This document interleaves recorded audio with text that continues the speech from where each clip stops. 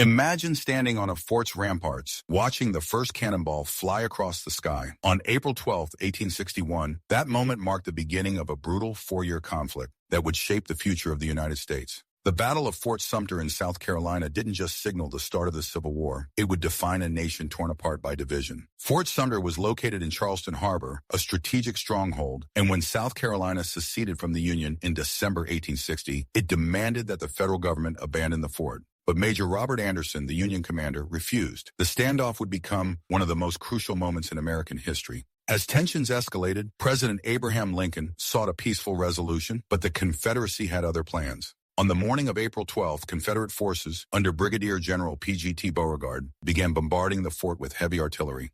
The cannon fire echoed across the harbor, and the defenders of Fort Sumter fought back. However, the fort's supplies were low, and its walls were no match for the Confederate firepower. After 34 hours of intense bombardment, Major Anderson surrendered the fort. No soldiers died in the battle, but the symbolism was clear. The Union had been attacked, and the Civil War had begun. The Battle of Fort Sumter may have been brief, but its consequences were profound. It unified the North to fight for the Union, and it pushed the South into a war for independence. What started as a dispute over a single fort would spiral into one of the bloodiest wars in American history.